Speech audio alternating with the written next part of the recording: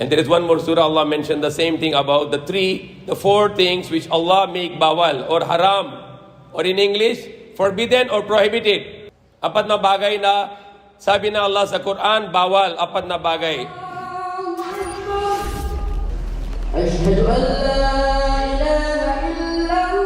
Kung kumakain ito na apat na bagay, hindi kayo papunta sa paraiso, papunta kayo sa impyerno. Apat na bagay.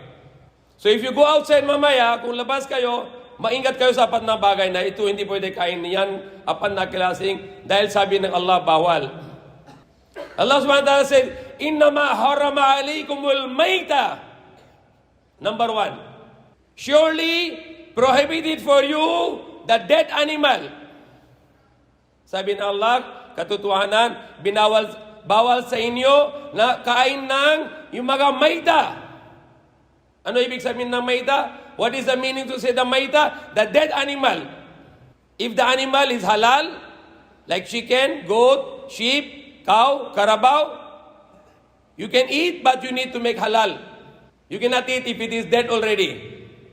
You have to slaughter from the neck to bleed out all the blood. And you must slaughter in the name of Allah. Sa pangalan ng Allah, Bismillah.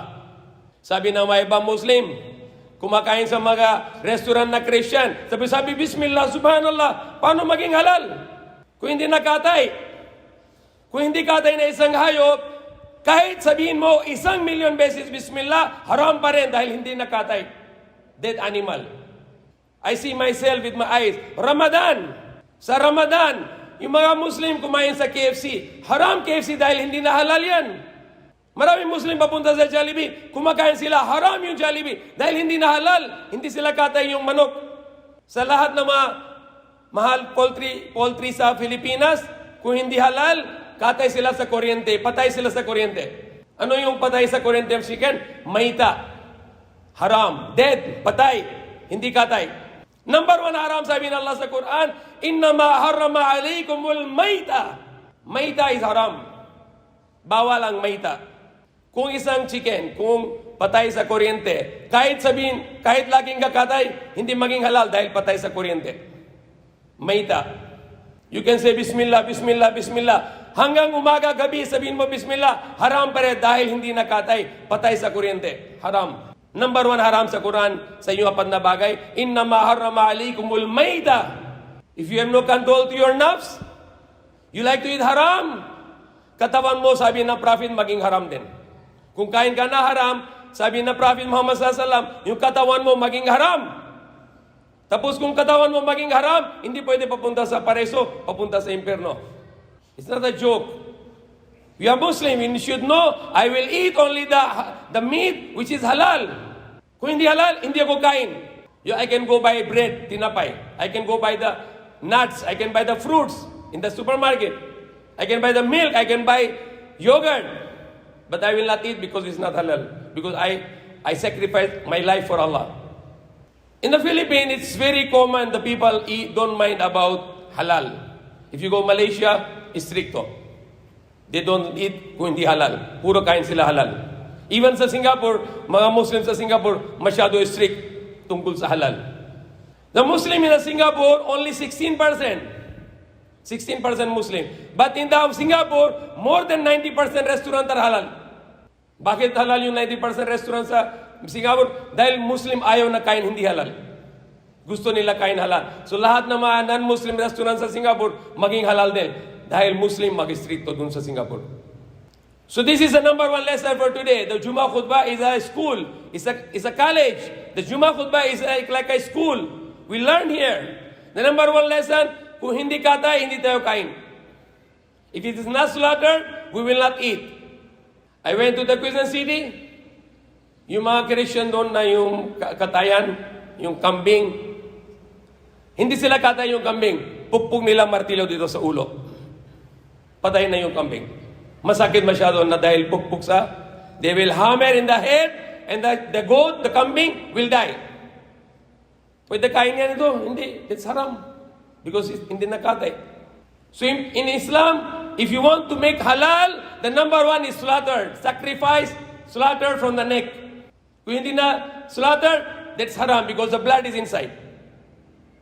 Medically, if you go to the medical research, The best way to kill the animal is to slaughter from here.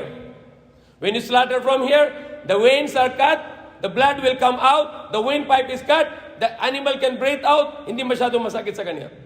Not too much pain to the animal. And the heart will pump very quickly, so the blood will go out. The animal is clean now, the meat is clean. But no slaughter, the blood will keep inside, it becomes clot, and when you eat that meat, you will get sick. So halal is mercy. The halal is rahmah. The halal is blessing. Kung hindi katay, lahat ng dugo sa loob. So lahat ng marumi sa loob. Lahat ng toxic sa loob. Lahat ng virus sa loob ng animal. Lahat ng bacteria ang sa loob. But kung katay, malakas yung dugo, labas lahat ng marumi. Malinis yung meat. After that, hugas, mas malinis pa. So scientifically, the slaughtered animal is clean and healthy. An unslaughtered animal is not clean and unhealthy. So don't think that I will not only pork and I can eat everything. No. 4 things you need to follow. Allah said the 4 things. Hindi lang sabi na Allah, bawal lang baboy. Lahat kain, hindi pwede ganun. Hindi sabi na Allah, only baboy haram. But Allah said 4 things. Number 1 is maita. Kung hindi katay, haram. If not slaughter, that's bawal, that's haram, forbidden. What is the next Allah said? Innama harama alikumul maitata wa damma. Wa damma. Ano ibig sabihin ng damma sa English? Blood. Blood is haram. Bawal ang kain ng dugo. But Philippines is a strange country. They have a blood dish. They call it dinuguan, bloody dish. And you like to go and eat in those restaurants where they are serving the blood. Blood is like a spices. The blood is parang ingredient, subhanallah. How you can eat there?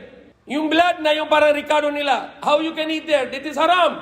Kahit sa Quran, bawal. Kahit sa Bible, bawal. But kumakain nila. Subhanallah, when I am a child, na I watch the movie, Dracula. Ano gagawin ng Dracula? Inom siya ng dugo. I come to Philippines, subhanallah, yung mga tao kain ng dugo. The blood is dirty. The blood ang marumi. Lahat ng sakit andun sa blood. The virus in the blood, the toxic in the blood, the bacteria in the blood. Blood is a dirty thing. So kung hindi katay, kain mo yung hayop na hindi katay, andun yung sa loob yung dugo. Hindi nalabas yung dugo. Naklat na. It's already hard. Even you wash, it will not remove because it's already inside the meat. Naan sa loob ng karne yung dugo kung hindi katay. So bawal kain ng dugo. Number 2, you cannot eat the blood. You cannot eat the dead animal. Kung hindi katay, hindi pwede kain at hindi pwede kain ng dugo. Number 2, haram. So this is the 2. Anong third? Ano yung pangatlo? Innama harama alikumul maydata wa damma wa lahmal khinzir. Bawal. Forbidden for you the dead animal and the blood and the flesh of the pork. Karni ng baboy bawal. Why is bawal? Because the pork is dirty. The pig is dirty. Baboy ang marumi. Hindi lang sa Quran, pati sa Bible na yung mga Christian, kumakain sila baboy. Ano sabi sa Bible? Wag na kayo kain karni ng baboy. Ito ay marumi. Leviticus, Deuteronomy, Numbers. 3 places in the Bible. Wag na kayo kain ng baboy. Ito ay marumi. Subhanallah. Isang Muslim dito sa Pilipinas, kumakain siya ng spaghetti. Isang Muslim, kumakain siya ng spaghetti. Tapos yung lahat ng karni, tabi niya. Meron siya karne sa spaghetti, tabi niya yung karne. Kain siya ng spaghetti. Bibili siya sa tindahan. Isang Muslim papunta sa kanya. Sabi ng brother, bakit hindi kain mo karne? Bakit kain mo yung spaghetti lang? Sabi niya, ito, baboy ito, hindi pwede kain. Subhanallah. Kain mo spaghetti, ang contamination ng baboy doon. Ang marumi na yung spaghetti, bakit kain mo pa? You are eating the spaghetti, you don't like to eat the pork, but the spaghetti is already contaminated. Na marumi na yung spaghetti dahil kasama ang baboy doon. Sa Quran, ang baboy ang marumi. Sa Bible, ang baboy ang marumi. Kung papunta ka sa Christian restaurant, andun yung baboy. Kahit order ka ng gulay, yung mga Christian, ayaw nila gulay kung walang baboy, subhanallah. Kahit order ka ng vegetables sa Christian karinderya, just eat the vegetable, andun yung baboy. Gusto nila baboy. Pinakamasarap sa kanila yung baboy, subhanallah. Paano yung kain ka ng isang restaurant na may contamination? Merong contamination ng baboy doon. So this is the number 3. Walaham al-khinzir. Allah make bawal, Allah make haram, forbidden, the flesh of the pork, the flesh of the swine.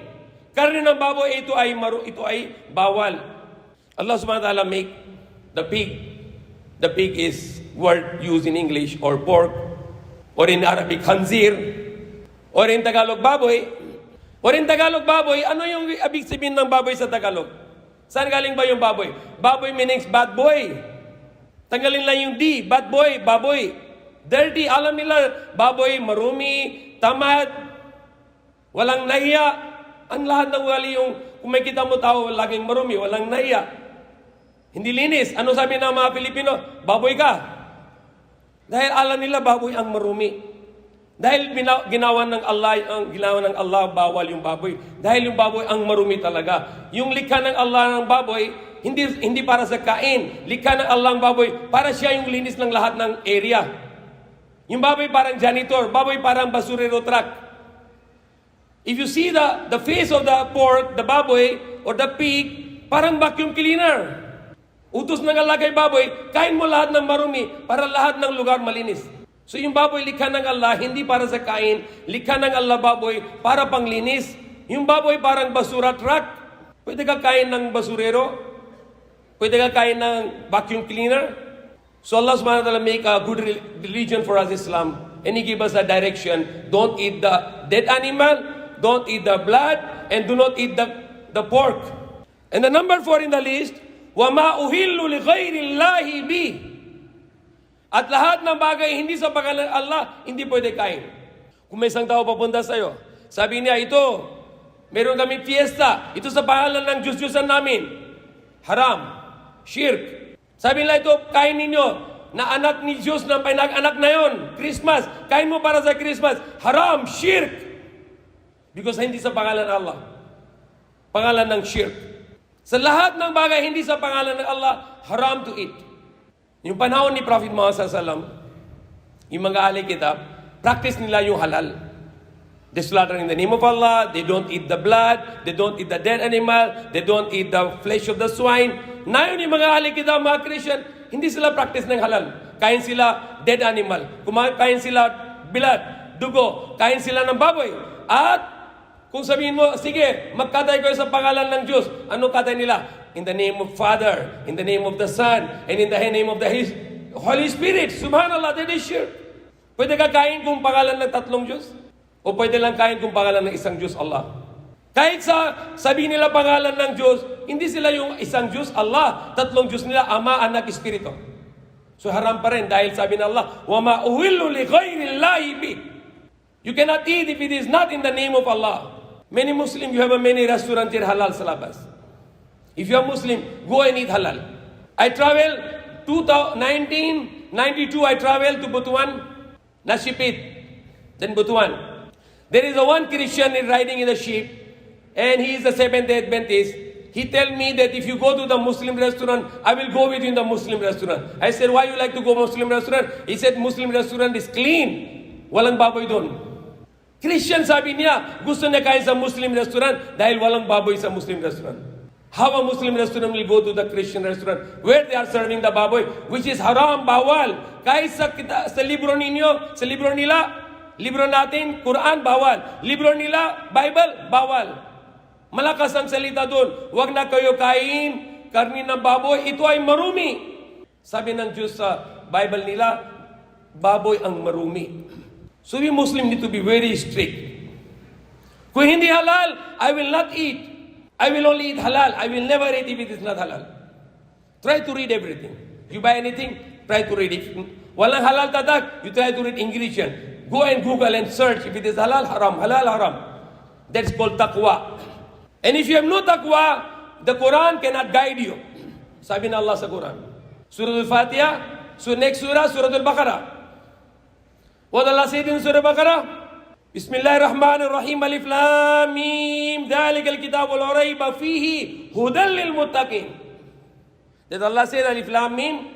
Dhalikal kitabu, that is the book, la rayba fihi, no doubt in it, hudan lil muttaqin, the guidance only for those yung mga takut sa Allah. Kung hindi takut ka sa Allah, kain ka ano gusto mo, you cannot guidance from the Quran. If you like that the Quran guides you, magtakot tayo sa Allah. We need to fear Allah. Ano kain ko? Halal or haram. Ano inom ko? Halal or haram. Ano suot ko? Halal or haram. Ano yung income ko, halal o haram? Yung mga ibang Muslim, gusto nila halal bibili sa Maharlika o sa Quiapo. But income nila haram. Income nila yung hindi halal, sinungaling, cheating, haram pa rin. Isang Muslim, yung kapitbahay, hindi Muslim. Tapos Muslim, nakaw siya na isang manok. He steal the manok, chicken. He come in the front of the house, yung chicken, nakaw. Dadalhin niya sa harap ng bahay. Tapos sabi na, Bismillah, Allahu Akbar. Sabi na isa yung hindi Muslim, brother, kahit sabihin mo Bismillah, haram pa rin dahil nakaw mo yan ito. Kahit sabihin mo Bismillah, haram pa rin dahil hindi na yung income mo na halal dahil nakaw mo yung manok. So kung income mo haram, corruption, or cheating, or lying, or riba, you buy halal meat, it's still haram dahil income mo haram. You need money, you go to your brother, you give him the check, you give him the check 100,000, he will give you 90,000. Check discounting, haram, riba. Yung 10,000 is haram. Sabi ni Prophet Muhammad sallallahu alaihi wasallam, if you get 1 dirham of the riba, 1 dirham or 1 peso or $1, 1 rupees, it is equivalent to 36 times of zina. Ginawa mo ng zina, adultery, fornication, illegal sexual intercourse for 36 times for 1 dirham of riba, the interest. If you need money, you don't pray to Allah. You go and you get the money from the pawn shop. You get the money from the bank, haram. You go and money get from the 5-6, haram. You pray to Allah, Allah, I need money, help me. Allah is powerful. Your iman is not good. Your iman is weak, but Allah is strong. You have a problem, pray to Allah, cry to Allah. Allah, I need this. I need money for hospital. I need money for this and this and this. Allah will give it to you. Allah will solve your problem. People, when they have a problem, they go around, running around, looking for the solution. Where is the solution? Allah is the solution. When you have a problem, you come first to Allah, pray to Allah, make 2 rakat. Ya Allah, I need this problem to be solved. Then you go out and Allah will solve this one for you. Don't be godless. Be Godful. Be God conscious. Always think about Allah. Even the smallest thing, the Prophet Muhammad teach to Sahaba, even if you need the sword, Ashin, pray to Allah, Allah, I need the sword. Even if you need the sword, the Prophet Muhammad teach to his companion, when you need the sword, pray to Allah, Allah, I need the sword, give me sword. Then Allah will give it to you, whatever you like. So may Allah guide us, may Allah protect us. Inshallah, we'll have a second khutbah now. Alhamdulillah, Rabbil Alameen.